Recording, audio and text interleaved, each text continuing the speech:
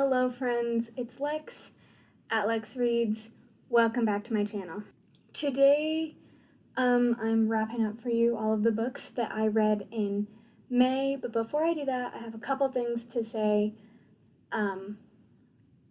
because I think it's really important to use whatever platform I do have to speak about what's going on, specifically in America, but also just globally in regards to, the police brutality and racism and the events that are going on.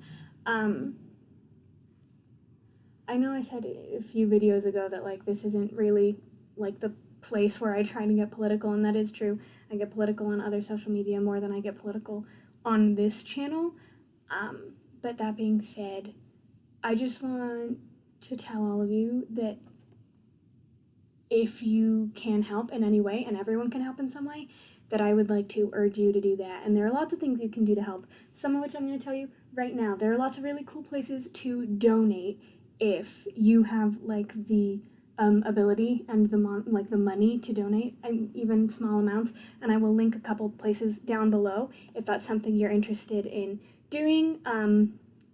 In regards to books specifically, there are a couple of things you can be doing. You can be buying, reading, consuming books that are written by Black creators. I know I actually have been pretty garbage about that this year. I haven't read as many racially diverse titles as I would like to, so that's something that I need to work on personally. So supporting Black creators, whether that's watching Black booktubers, I'll link a couple of my favorite down below for you to go check out if you don't already watch their channels. They're all amazing. And also you can support independent bookstores that are owned by Black individuals. I will also link a couple of those down below. If you're going to buy a book, why not support a Black store owner? I think that's a really great thing that we can be doing. I think specifically as a white individual, one of the most important things that we can be doing right now is uplifting the voices of people of color, because really, ultimately, it's not my story. I'm not the person that I think everyone should be listening to all the time, but there are other people who are more heavily affected that I think are more, their voices are more important than mine. And so, this obviously is in no way about me, and I don't want it to be about me. So you and I both can be uplifting Black voices, Black creators, your friends, and maybe family members who are people of color.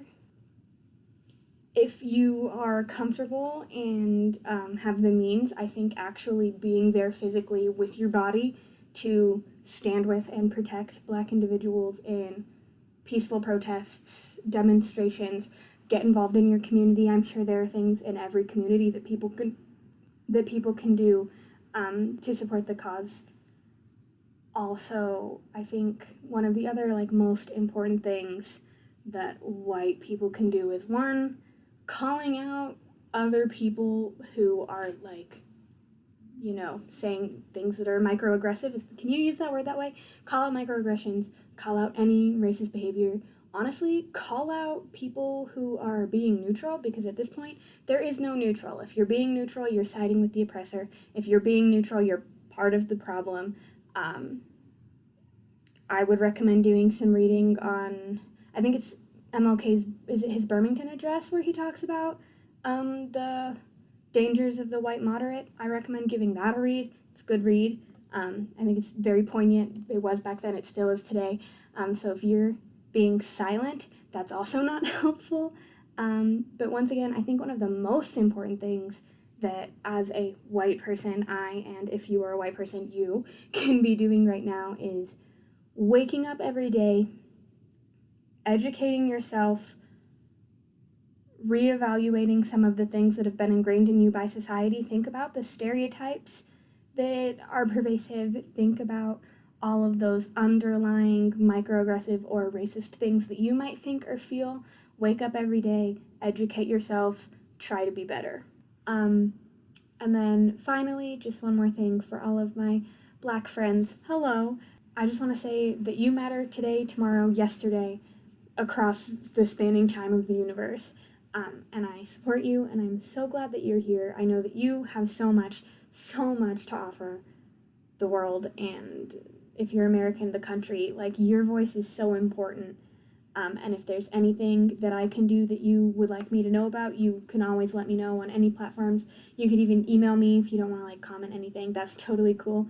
But also, if you have a channel or a blog or anything like that, I would love it if you would link it down below, or just let me know down below so that I can go check out your channel if I haven't already, so that I can support you in your creative endeavors.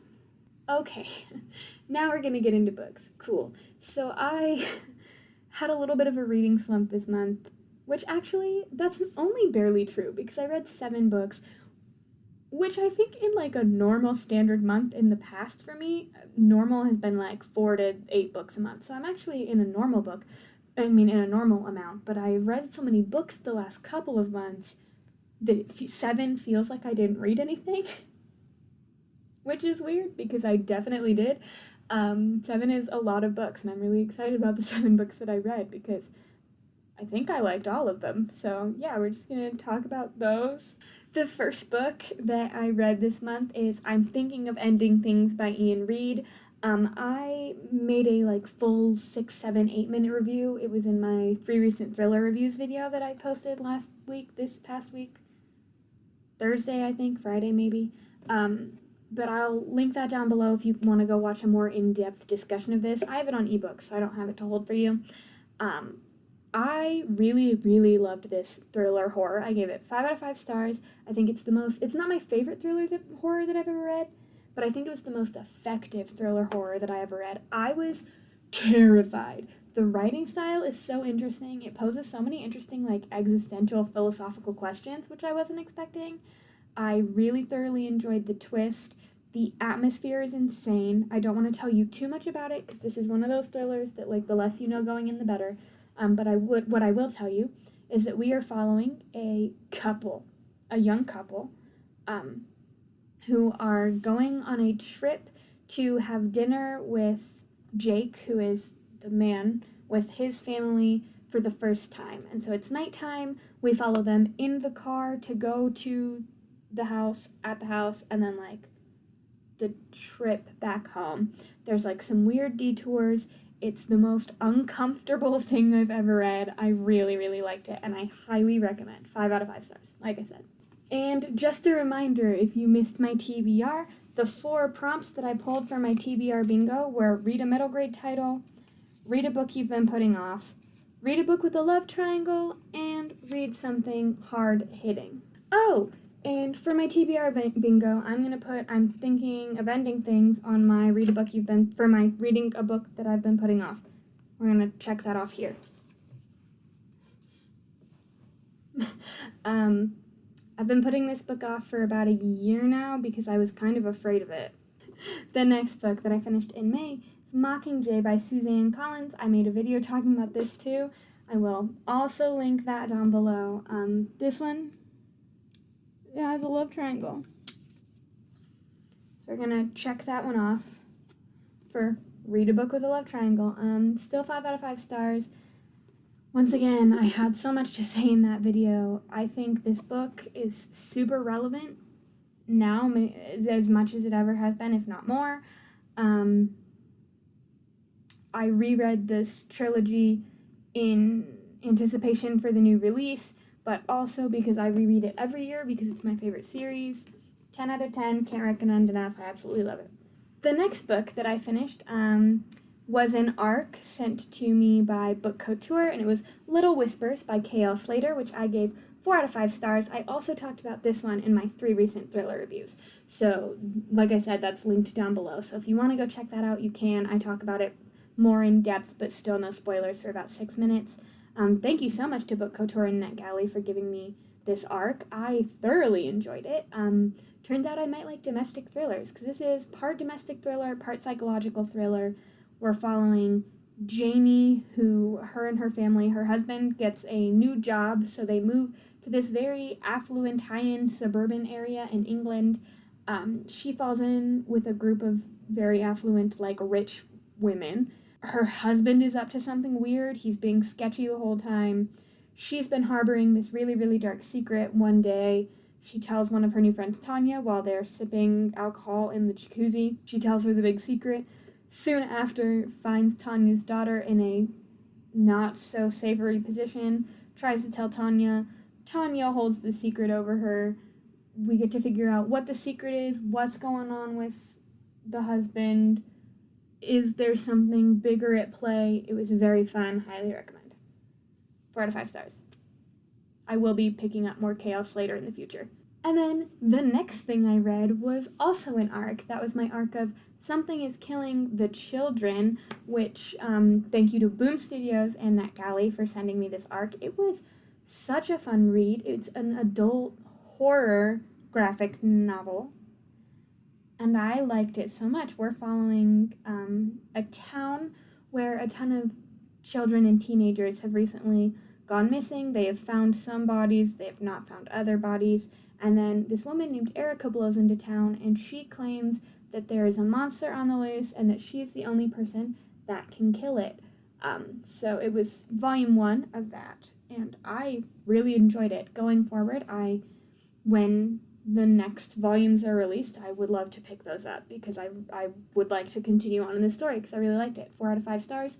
The art is absolutely stunning. Like, it's insane. It's beautiful. And it was a fun story. I liked it. The next thing I read this month, well, of course it's on the bottom of the stack, was a new release. The next thing I read in May was The Ballad of Songbirds and Snakes by Suzanne Collins. I have 2 videos about this one. I had a, first thoughts and non-spoiler vlog, which I'll link down below, and then my, review and discussion video, which I will also link down below. I gave this 4 out of 5 stars. I think it's a really relevant read. Once again, I think Suzanne Collins is great at social and political commentary in YA books. She says some really poignant things. I know a lot of people didn't like this book. I really liked it a lot. It's not my new favorite book by any means, but I'll probably reread it in the future. This book, I think Elena the Great said it the best. She described it as a political thriller, which I do actually think that's a really fair thing.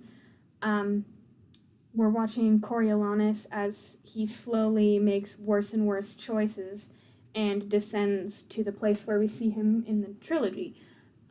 And he's a teenager when the book takes place. It asks a lot of ethical, philosophical, and political questions, poses a lot of political theory. So if that is your thing and you like Suzanne Collins' writing, highly recommend. That being said, I do not think this book is for everyone. It's also really long. It's 540 pages. So if it's not your thing, you're really going to dislike it, and you're going to dislike it for a hot minute because it takes a minute to read. And then at the end of this past week, I finished This Coven Won't Break, which is the sequel to These Witches Don't Burn by Isabel Sterling, which is one of my favorite books that I've read this year. This is also now up there for one of my favorite books of the year, I think, on my list, because I rank them so that at the end of the year, when I make my 10 favorite books of the year video, I know what my 10 favorite books were. I think this one falls right now at about 11, which is still pretty high out of 43. It's in the top 20%, 25%. That's what I meant. Top 25%. I adored this book. I did make a video that I think I've already put out of me non-spoiler vlogging and then talking about my initial thoughts about this book. 5 out of 5 stars. The queer representation is phenomenal. She writes relationships absolutely wonderful. I love her narrative style and her writing. It's very streamlined. It's kind of dry. It's not superfluous at all. They're really breezy reads though because of that. Very plot-driven, witchy mysteries. If you haven't picked up These Witches Don't Burn, I highly, highly recommend it if you like urban fantasy or realistic fantasy, or books about witches or magic. We follow Hannah, who is an elemental witch in Salem, Massachusetts, in the first book. She thinks a blood witch is in town, and she has recently had a bad experience where a blood witch tried to kill her. So she's terrified, and in the first book, it's her and some of her friends joining together to try and figure out who is tormenting her coven and the town. And then this book, obviously, is in the aftermath of what happens in book 1. There's a new mystery, a new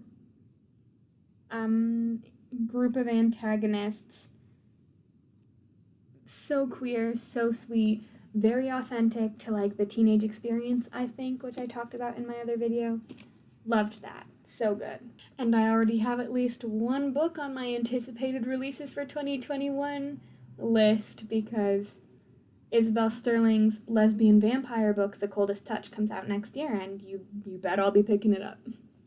And the last thing that I have finished at this point in the month, it is currently the 31st, so it's the last day of the month. I still hopefully will finish an arc. I am currently in the middle of Half-Life by Lillian Clark, and hopefully we'll finish it by midnight tonight, but Queer Lit Readathon started, so I'm trying to also do that at the same time, but I would like to finish that arc today, and if I do that, that's my pick for Read Something Hard-Hitting. If not, that it won't get to be filled out yet, and I did not read a middle grade title, so this one definitely gets to go back in the jar. If I don't do this one, that one will also get to go back in the jar. But the last thing I read this month was The Avant-Guards, which, oh my goodness, was so much fun. 5 out of 5 stars. It's a graphic novel about these students